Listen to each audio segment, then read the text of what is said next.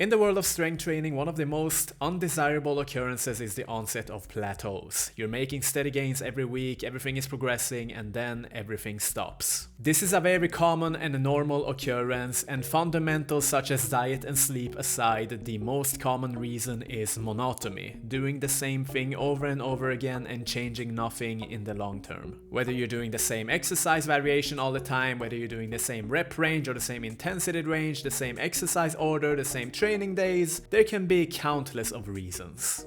And the most plausible solution, of course, is when something stops working, when you plateau doing one thing, then a change to another method. As Einstein or whoever the heck said that, the definition of insanity is doing the same thing over and over again and expecting a different result. Cliché but true. And this brings us to the principle of a variation. It is a biological law that we as species adapt to our environment and we grow accustomed to things, just like a bacteria getting accustomed to an antibiotic and whatnot. So in a way, when you hit a strength training plateau, your body has become accustomed to a solution that you have been implementing too much. And to understand this principle, you need to understand the philosophical and evolutionary basis of human nature as well. Generally speaking, we always seek novelty in everything we do. If you wear the same t-shirt every day, you will probably get bored of that. If you do the same old stuff with your spouse all the time, you will probably suggest spicing up the relationship, whatever. It goes in the micro and the macro level in everything we do, including our sport. So my point is that a strength training plateau is as much a biochemical process as it is a psychological process, and often they go hand in hand, they affect each other.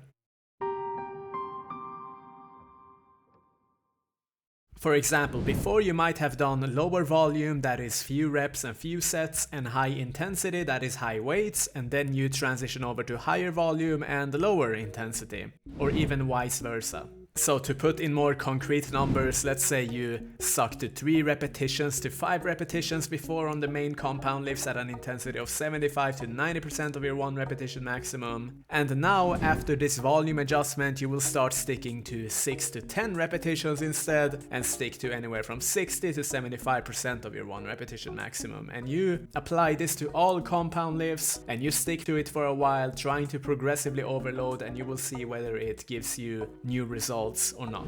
And while you're at that, you can adjust your loading scheme also. In a traditional loading scheme, for example 5x5 at 70%, all of the sets will be of equal intensity and volume. But in a pyramid loading format, as you can see here on the first example, you can alter this. For example, the first set is of relatively light intensity, and then it gets heavier on the second set, and the third set is the heaviest. You don't have to stick to 3 sets, you can include more if you want. And then you can do it the other way around also, in a descending pyramid where you begin with the heaviest set first and then medium and then lower.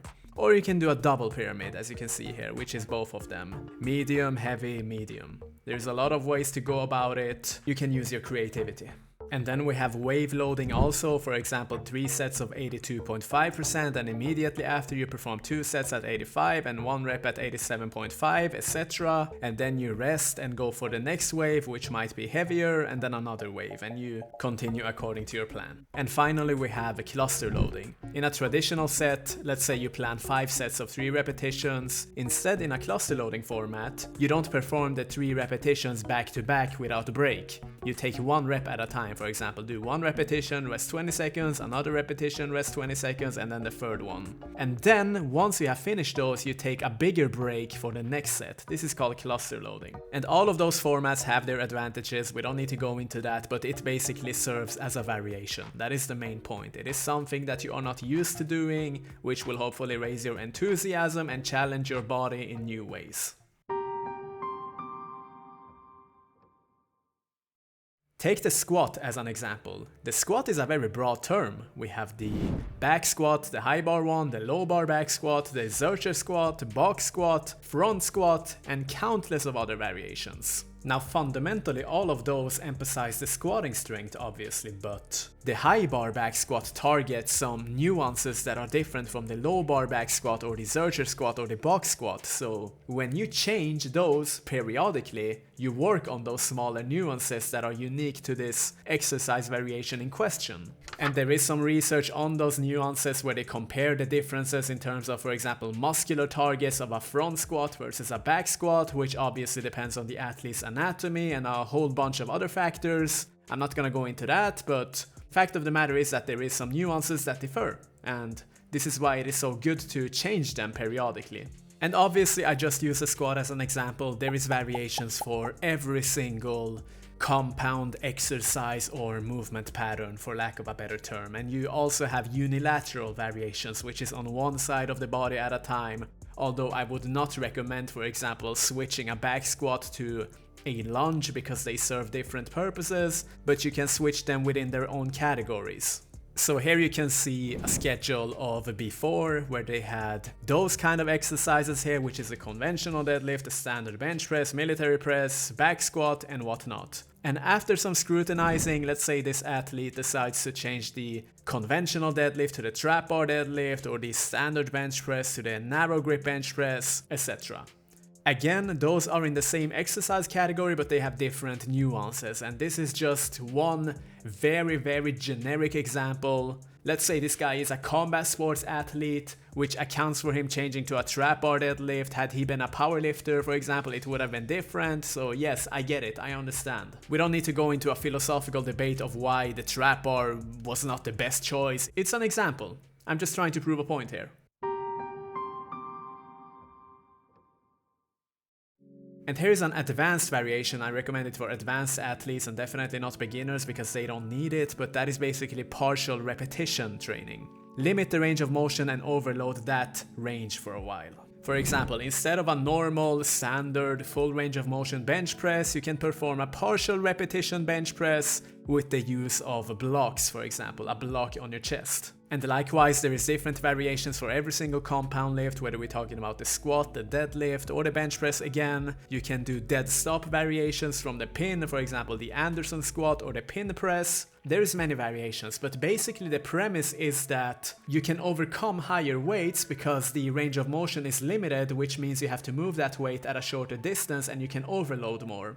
And I don't really have a scientific explanation of why this works. Perhaps there is psychological factors involved, you know, because you're moving higher weights. That gives you some kind of comfort when you return later. But from an empirical standpoint, I have seen it work with our athletes too many times. Like every time we have done partial repetition strength training, overloaded that for a while and then returned to full range strength training, they break their plateaus and it actually enhances their full range lifts despite doing this, which is weird and counterintuitive because we have limited the range of motion. It shouldn't have transferability, right? But apparently it does. A lot of our athletes, they break their plateaus with this method. And within this category of partial repetition strength training, you can even vary that further. For example, do different depths in the box squat or even the pin squat. It's a broad term, this in itself, even though it is already a subcategory, and this gives you even more opportunities for variation. But once again, this should not be seen as a long-term solution. You should only do this periodically and then return to full repetition strength training.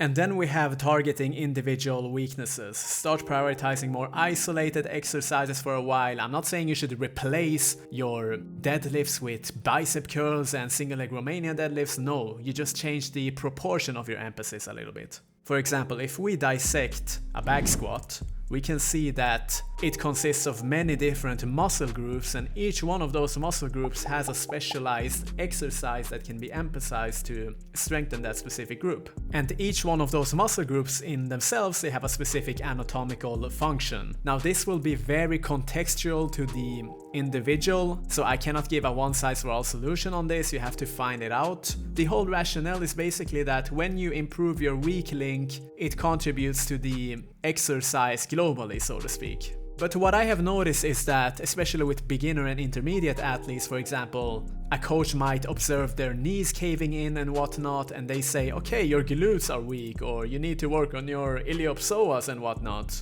And I don't really think that in 99% of the cases that is the reason. They are just beginners and they don't know how to squat.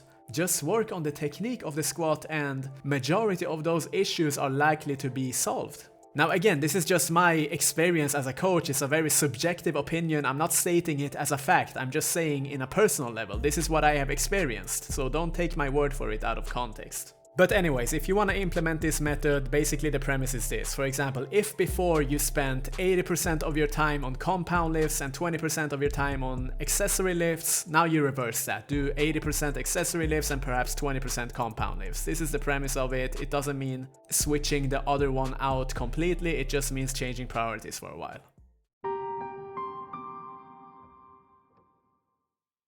And another method is changing up the order of things, for example, the days which you perform the lifting or even the exercise orders. A big mistake that might not seem so evident in the beginning, especially if you're a beginner or intermediate athlete, is having similar sessions too close to each other instead of spreading them out in the correct way. Now, this is for beginner and intermediate athletes. You will have advanced or world-class athletes having similar sessions next to each other, but they know what they are doing. They have specific intensity ranges, specific focuses. So focus on yourself as a beginner or intermediate athlete. Don't take examples such as, oh, Brian Shaw does this, or Eddie Hall does this, or Hafthor, whatever the case. Look at your context. So a tiny adjustment like this of spreading things out in a little bit more rational manner, you know, so that, for example, you do an upper body day, then put the lower body day here, as you can see on Wednesday. As you can see, there will be 3 complete rest days from the upper body before you do another upper body day, and you will likely be much more recovered, especially if you're working with high volumes and high intensities, rather than the previous example where they are closer to each other when they don't have to. And this is just an example. Your case might look different. There is millions of ways of adjusting it. And then we can change the exercise order. For example, if you did this before, you can now do this. It's nothing dramatic, we just change the order of the back squat and the bench press and the pull-ups and the rows. And because you are generally in the freshest state at the beginning of the session, those exercises will get more emphasis than they did before, so it is a form of variation nevertheless. I have seen athletes who get stronger from adding a session. I have seen athletes who get stronger from even removing a session. It is completely context dependent, and I don't have any blueprint that is equally applicable for every athlete. There exists no such blueprint in something as ambiguous as strength training because it involves humans, biological entities.